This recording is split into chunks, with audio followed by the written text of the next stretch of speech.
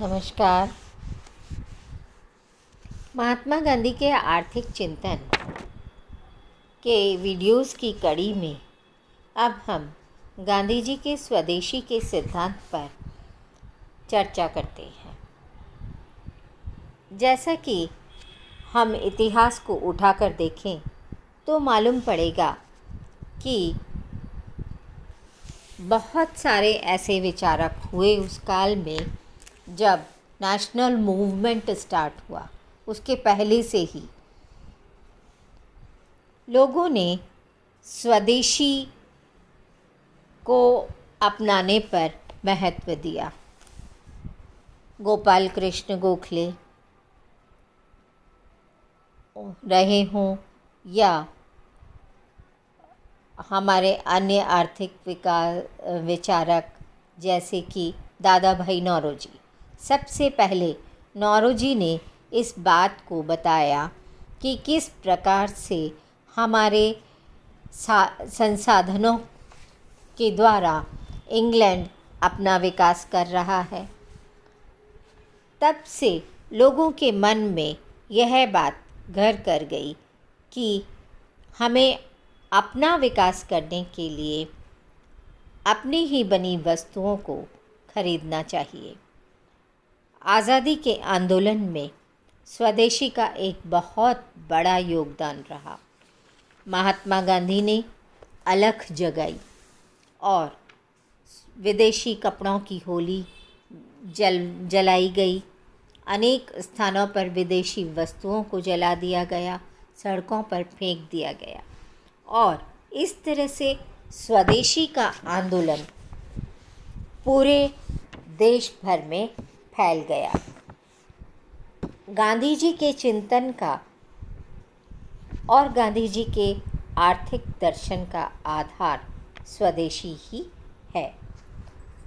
गांधी ने अपने आर्थिक दर्शन का आधार इसी स्वदेशी को बनाया और वे स्वयं अपने इस स्वदेशी की विचारधारा को परिभाषित करते हुए कहते हैं कि यही वह भावना है जो दूरवर्ती का निषेध करके हमारे निकटवर्ती परिवेश का सेवन करने के लिए हमें प्रतिबद्ध करती है, फिर चाहे वह धर्म हो, राजनीति हो या अर्थनीति।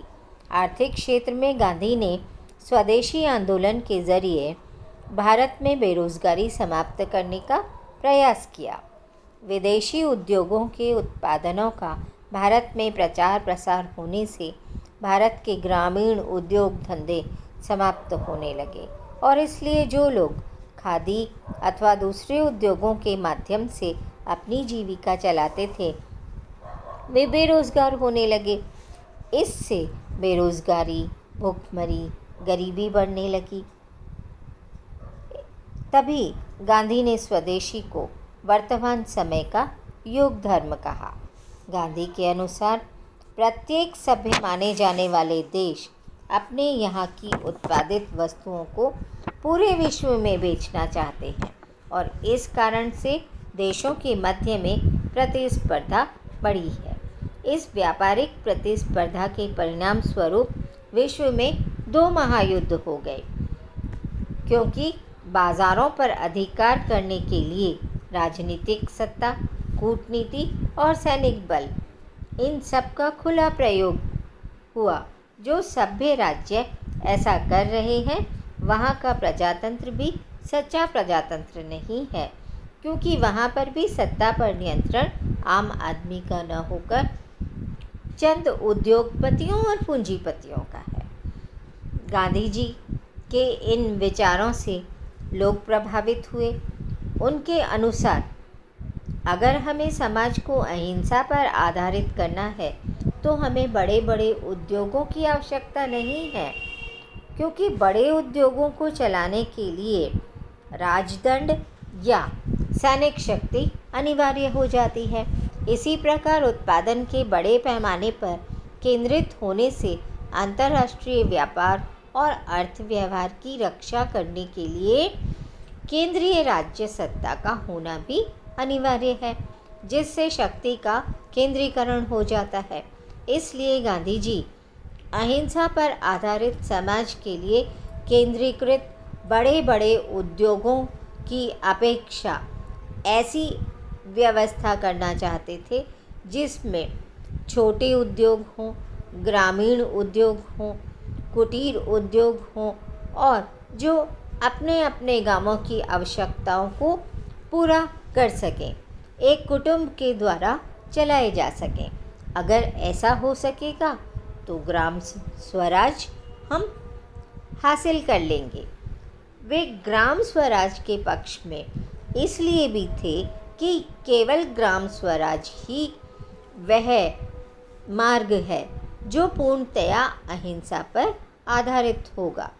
गांधी का मानना था कि पहले अपने परिवार में अपनी आवश्यकताओं की पूर्ति करें और फिर अगर सभी आवश्यक वस्तुओं को पैदा नहीं कर सकते हैं तो हमें इन वस्तुओं का आयात पड़ोसी गांवों में, पड़ोसी राज्यों में या पड़ोसी देशों में करना चाहिए। स्वदेशी का यह विचार गांधी के दर्शन की एक महत्वपूर्ण अवधारणा है। यह केवल आर्थिक विचार नहीं है बल्कि इसमें उनकी राजनीतिक सोच भी छिपी हुई थी। गांधी के स्वदेशी आंदोलन में विदेशी वस्तुओं के बढ़ते प्रचार प्रसार को रोकना तो था ही, लेकिन उसमें बदले की भावना निहित नहीं है। उन्होंने यह कहा कि स्वदेशी हम सब में हमारी आत्मा की आवाज़ है और इसका अर्थ यह है कि हम अपने आसपास के वातावरण की सेवा करने, अपने आसपास के साधनों का उपयोग करने के लिए ऐसा कर रहे हैं। जिस प्रकार हम अपने नज़दीकी धर्म को स्वीकार करते हैं उसी प्रकार हम अपनी नज़दीकी वस्तुओं को भी स्वीकार करेंगे। उनका स्वदेशी का यह समर्थन राष्ट्रीय आंदोलन का एक हिस्सा बन गया और उन्होंने देशी उद्योगों को संरक्षण देने और ब्रिटिश सत्ता के विरुद्ध राजनीतिक एवं आर्थिक संघर्ष करने का एक साधन बना लिया। गांधी ने इस आंदोलन में हिंसा को कोई स्थान नहीं दिया और वे उस प्रत्येक उद्योग को स्वदेशी कहने को तैयार थे जो आम जनता के हित में हो।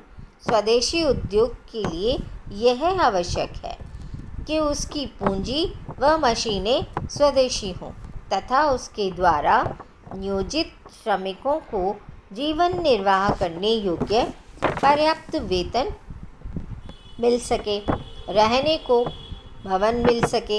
इस प्रकार स्वदेशी एक प्रकार से उदात्त देशभक्ति का ही सिद्धांत है। स्वदेशी एक सार्वभौमिक धर्म माना गया।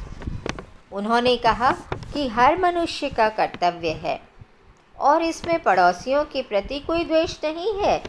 स्वदेशी गांधी की संपूर्ण आर्थिक योजनाओं और सिद्धांत का आधार भी है।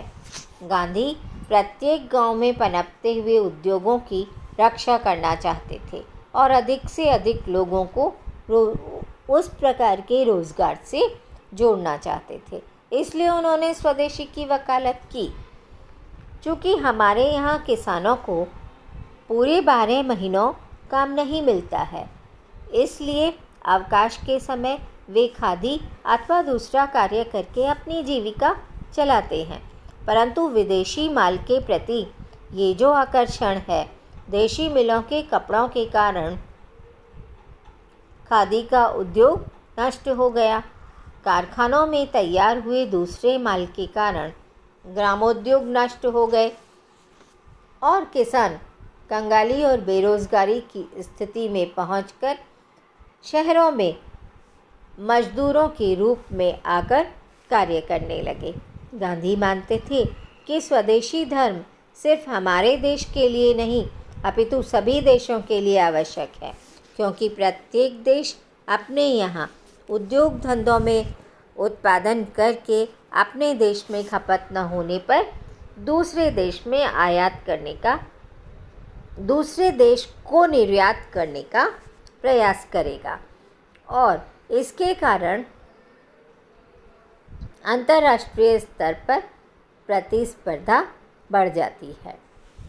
उनका ये मानना है कि न्यूनतम आवश्यकताओं को जो लोग पूरा नहीं कर सकते, उनके सामने प्रजातंत्र, सत्य और ईमानदारी की बात करना बिल्कुल व्यर्थ है और इसके लिए सबसे अच्छा साधन चरखा है।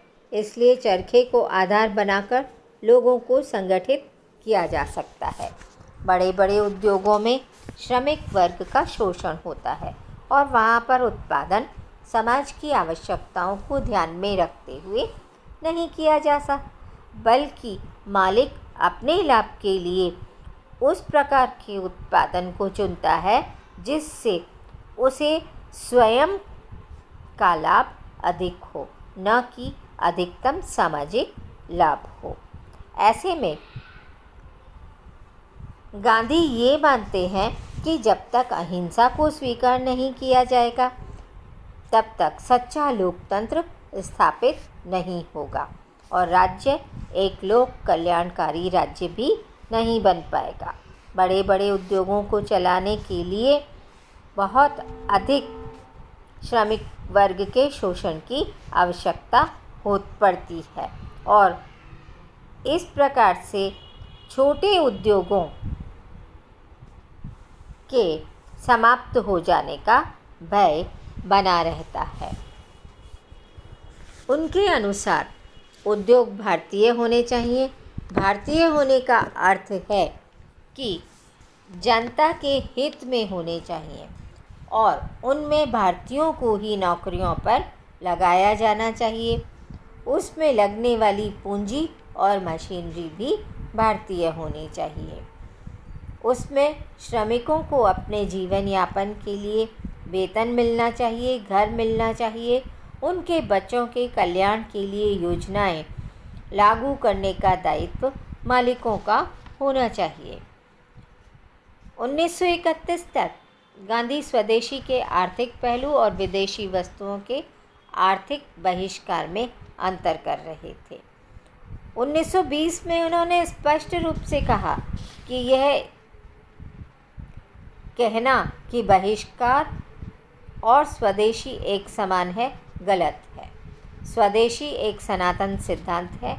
इसका अर्थ है स्वयं के देश में उत्पन्न वस्तुओं की रक्षा करना और उनका ही वितरण करना।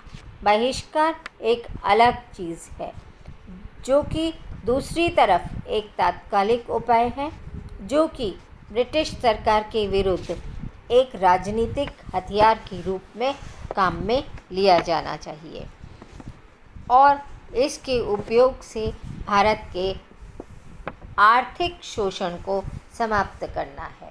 लोगों को इस बात के लिए जगाना कि उनका ब्रिटेन के द्वारा आर्थिक शोषण किया जा रहा है। ब्रिटिश सरकार के विरुद्ध एक वातावरण बनाने के लिए बहिष्कार किया जा रहा है, किंतु स्वदेशी अपने आप में एक सार्वभौमिक सिद्धांत है और यही सिद्धांत आज भी हमारे लिए एक सार्वभौमिक सिद्धांत होना चाहिए कि हम स्वयं भारत में बनी वस्तुओं का प्रयोग करें और भारतीयता को ही अपनी पहचान बनाएं। धन्यवाद।